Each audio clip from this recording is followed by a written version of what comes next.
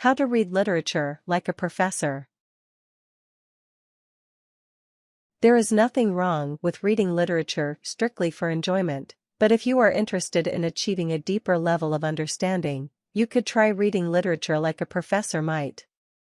Before you can learn to read between the lines, you need to know what the lines actually say, so you should start by making sure you have a thorough understanding of the basics. Afterward, you delve into the literature's hidden meaning. Method 1: Grasping the basics. 1. Think about what the setting might reveal. Setting includes physical location and temporal location. For a short work, the entire story may take place in a single room, but a larger work will likely have a slightly larger scope. Similarly, a piece of literature may take place during a single day or week, or it could extend for generations.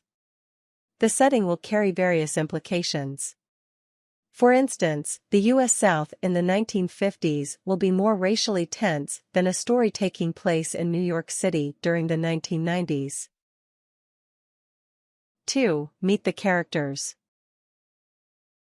The protagonists and antagonists are the most important characters to know, but even minor supporting characters can be a catalyst for plot or may reveal important details about the actions of the main character.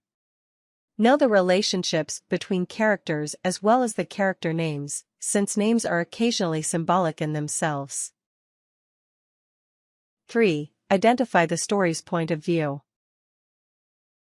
In a basic sense, point of view refers to first person and third person. First person refers to literature that has a narrator who describes things from his or her perspective, but this narrator may or may not be the main character.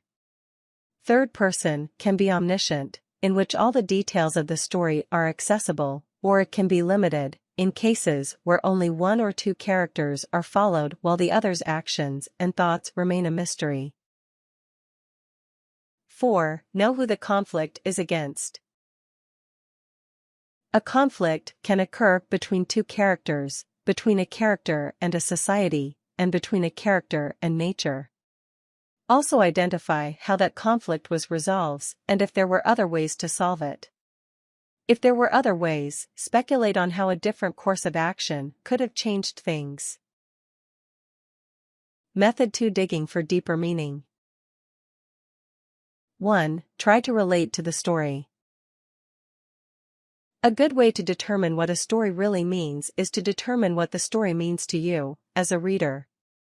Every story can mean something different to other person, but oftentimes, a story that rings true to you will do the same for another person for a similar reason.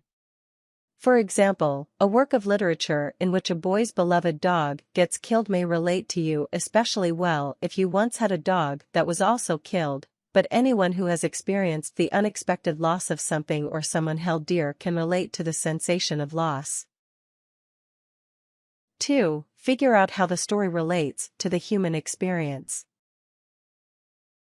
If you have never shared in the experiences of the protagonist, consider how others might.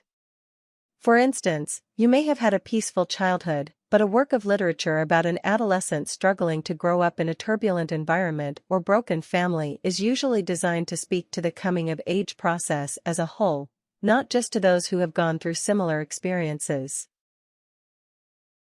3. Think about cultural connotations. Cultural connotations can refer to the setting in which a story is written, but they also refer to the setting in which the author wrote the piece in. A female writer whose works were published at a time in which women were not well received in the publishing community may have feminist undertones, even if the main plot of the story has nothing to do with feminism. An author who was exiled from his or her homeland is likely to weave a political message into the work.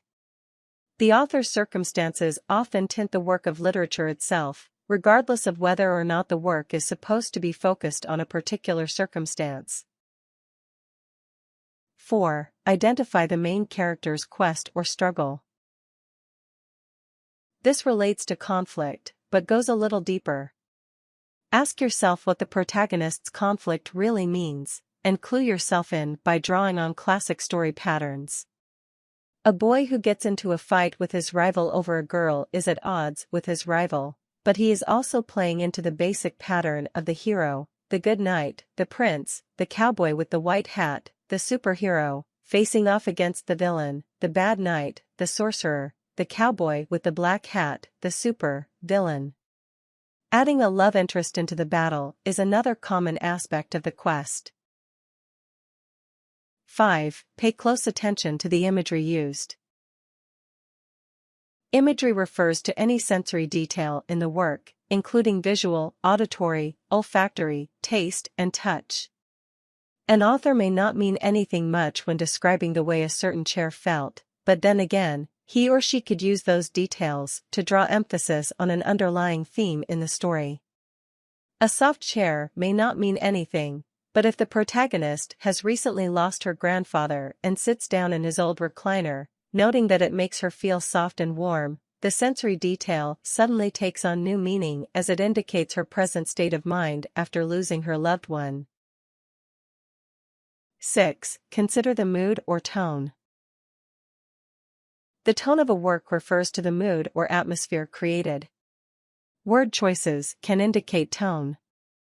For instance, bold, unquestioned statements can create an air of confidence or determination, while polite or diplomatic phrasing might indicate more uncertainty. Tone is also influenced by setting, subject matter, and the way that characters behave. 7. Look for symbolism. A symbol is any story element that stands for an abstract idea. Such an element can be an object, place, color, season, figure, character, or any other concrete or tangible expression. Seasons, for example, are often used to represent the passing of one's life, with spring indicating childhood and coming of age, summer representing the prime of one's life, autumn indicating maturity and growing old, and winter representing the process of dying. 8. Identify themes and motifs. A theme is a fundamental idea addressed in a work of literature, and could also be thought of as what the story really means. Themes are usually topics explored and fleshed out throughout multiple works of literature written by multiple writers, giving the theme universal appeal. A motif is a structure or device used to develop a work's theme. If a work is about the struggles of someone dealing with depression, that struggle could be identified as the theme. Feelings of loneliness or hopelessness that are emphasized could be considered motifs since they serve to highlight the theme. 9. Consider other figures of speech and literary techniques. Not every work of literature makes use of every literary technique, but there are many that can be used to help identify structure and meaning in a given work. Irony and foreshadowing can help set the tone, for example, while foil characters and stereotypes can support or contrast against a theme. Tips. Do not hesitate to read what others think or believe about a certain work of literature. Professors and other academics often keep themselves abreast of current literary criticisms and theories, and may even develop their own ideas after having been exposed to a particular way of thinking.